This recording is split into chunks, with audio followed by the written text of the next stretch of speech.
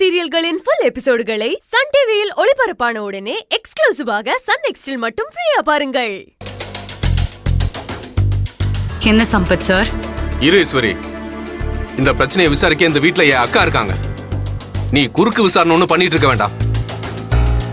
Sir Eswari, நான் தான் ஆபீஸ்ல நடந்த எல்லா பிரச்சனையும் அக்கா கிட்ட சொன்னேன். ஏன்னா இது நீ நினைக்கிற மாதிரி சாதாரண பிரச்சனை இல்ல. என் மாமாவோட கனவுக்கும் ஆசைக்கும் வேட்டு வைக்கிற மாதிரியான ஒரு பெரிய பிரச்சனை.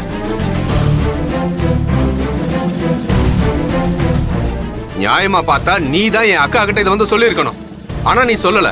அதுக்கு என்ன காரணம்னு எனக்கு தெரியல. ஆனா என்னால எக்காரணத்தை கொண்டும் இந்த பிரச்சனைய என் அக்காட்ட இருந்து மறைக்க முடியல. ஏன்னா நான் எப்பவும் என் அக்காவோட விசுவாசி. அவங்களுக்கு நான் ஒரு நன்றியுள்ள வேலைக்காரன். அதனால நான் ஒளிக்காம மறைக்காம நடந்த எல்லா விஷயத்தையும் எங்க அக்கா கிட்ட சொல்லிட்டேன். சம்பத் சார், நான் கூட ஒரு சின்ன பிரச்சனைய கொஞ்சம் பெருசா பாக்குறீங்களோன்னு நினைச்சேன். ஆனா நீங்க அதை விட பெரிய லெவலுக்கு இத கொண்டு போக பிளான் பண்ணிருக்கீங்கன்னு எனக்கு இப்பதான் புரியுது. ஈஸ்வரி, சம்பத் சொல்ற பிரச்சனை ஏதோ சின்ன பிரச்சனை கிடையாது, அது பெரிய பிரச்சனை தான். அவன் சொல்ற மாதிரி இந்த விஷயத்த நீ தான் என்கிட்ட சொல்லியிருக்கணும்.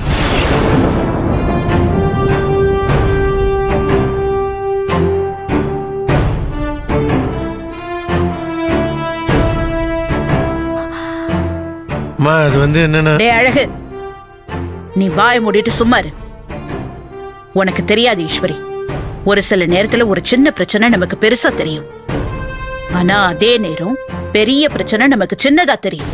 ஆனா கடைசியில அது ரொம்ப பெருசாகும், ரொம்ப பெரிய நெருப்பா எரியும். அந்த மாதிரிதான் இப்பவும் இந்த பிரச்சனை நடந்துகிட்டு இருக்கு. பிரச்சனை என்னன்னு சொல்லு. என்ன நடந்துச்சு ஆபீஸ்ல?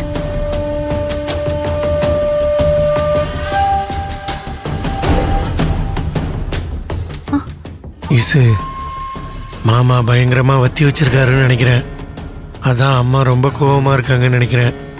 நீ தான் இப்ப பக்குவமா அதை அம்மாக்கு புரிய வைக்கணும் ஈசு. சின்னையா,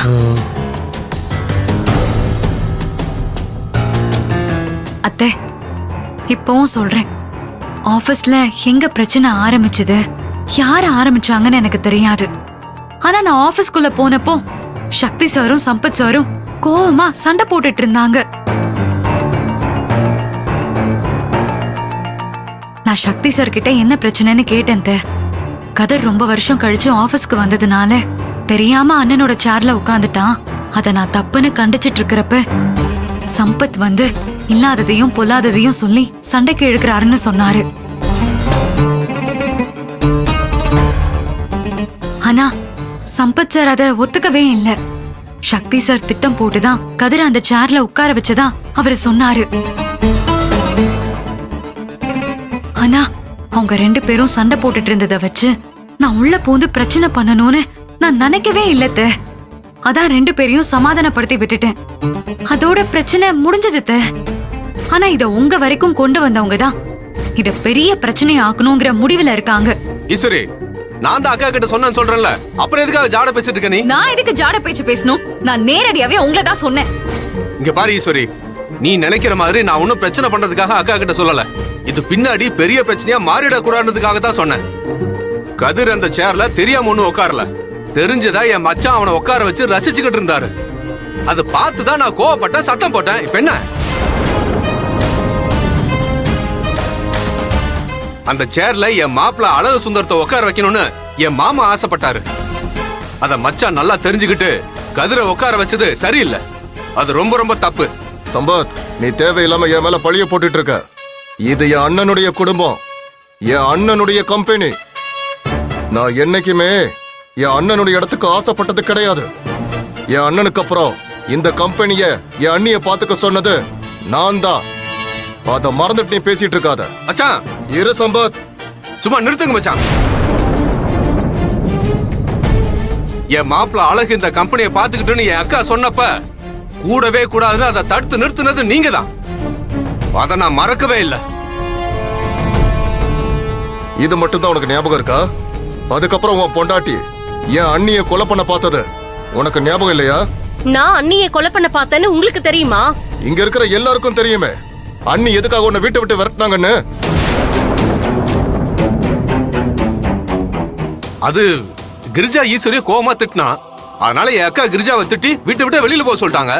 அப்புறம் நாங்க வீட்டை விட்டு வெளியில போயிட்டோம்ல. ஆனா அதுக்கப்புறம் அக்காவே கிரிஜாவை மன்னிச்சு ஏத்துக்கிட்டாங்க. அது தெரியாதா உங்களுக்கு? நீ இப்படி எல்லாம் நல்லவ மாதிரி பேசிட்டா நீ எந்த தப்பும் பண்ணலன்னு நாங்க நம்பிரோம் நினைச்சிட்டியா? அம்மா, நான் என்ன பண்ணேன்? உங்களை மாதிரி இந்த கம்பெனி சேருக்கு ஆசைப்பட்டனா நானு? நான் ஒன்னும் ஆசைப்படல. நீதான் அக்கா அக்கான்னு சொல்லி அண்ணி எப்படியாவது ஏமாத்தி இந்த கம்பெனி அடைய திட்டம் போட்டுட்டு இருக்க. நான் திட்டம் போடுறேன்னா நீங்க திட்டம் போடுறீங்களா? உங்க கேடுகட்ட கேவலமான புத்தி எனக்கு தெரியாது நினைச்சிட்டு இருக்கீங்களா? யாருக்கிட்ட கேடுகட்ட புத்தி? ஏய், மச்சான், கை எடுக்க. யாரு மேல கை வைக்கிற? இவ்வளவு திமிரா? மச்சான், கை எடு. படிப்பு முடிச்சிட்டு வந்த உன் மகனை வச்சு மொத்த சொத்தையும் ஆட்டைய போடலாம்னு நினைக்கிறியா நீ? ஏய், அப்படி நான் ஒண்ணு நினைக்கலடா. உனக்கு தான்டா அந்த புத்தி. ஏய், நீதான்டா. நிறுத்துறீங்களா? என்ன தம்பி, தள்ளுங்க. அக்கா, டேய், எழுடாத, என்னக்கா? போடா. முதல்ல என் சட்டையை பிடிச்சது உன் குழந்தை தான். முதல்ல அவரோட சொல்லு. என்ன பத்தி தப்பா பேசுனது இவன் தான் அண்ணி. இந்த கம்பெனி ஆட்டைய போட நினைக்கிறது எனக்கு தெரியாத நினைச்சிட்டு இருக்கான். ஏய், நீதான்டா கம்பெனி ஆட்டைய போட நீதான்டா. பண்ணிட்டு இருக்க. நீதான்டா. நீதான்டா.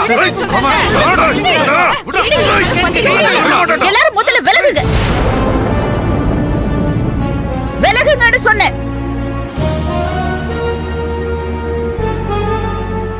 ரெண்டு பேரும் சட்டையில இருந்து கையை எடுக்கிறீங்களா?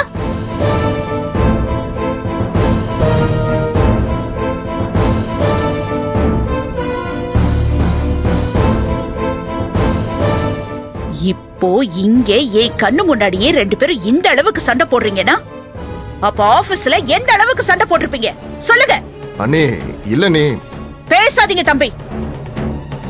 அக்கா, நான் உனக்கு சேர்த்து தாண்டா சொல்றேன். காதுல விழல? என்னது இதெல்லாம்? ஆ? ஒருத்தர் மேல ஒருத்தர் இவ்வளவு வெறுப்போடவா இருப்பீங்க? இவ்வளவா பகை? இதெல்லாம் பார்க்கும்போது எனக்கு பயமாவும் இருக்கு, ரெண்டு பேர் மேலயும் சந்தேகமாவும் இருக்கு.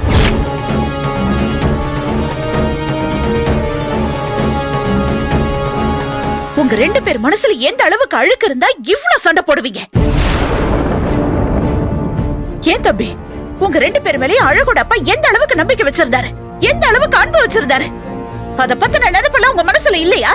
இப்படி ரெண்டு பேர் மேல ஒருத்தர் ஒருத்தர் பழைய போட்டுட்டு இருந்தீங்கன்னா அத பாக்கும்போது எனக்கு மனசு பதக்குது. அக்கா, நான் ஒண்ணும் முதல்ல மச்சானோட சட்டையை பிடிக்கலையேக்கா. என்ன பத்தி முதல்ல தப்பா சொன்னது யாரு? நீதானே? இருங்க தம்பி. டேய், நீ சொல்றது நிஜம்னா அப்ப அவரு தப்பு பண்ணிருக்காரு. தம்பி சொல்றது நிஜம்னா அப்ப நீ தப்பு பண்ணிருக்க. இப்ப ரெண்டு பேரும் சொல்றது நிஜம், ரெண்டு பேரும் தப்பு பண்ணிருக்கீங்க. அவ்வளவுதான்.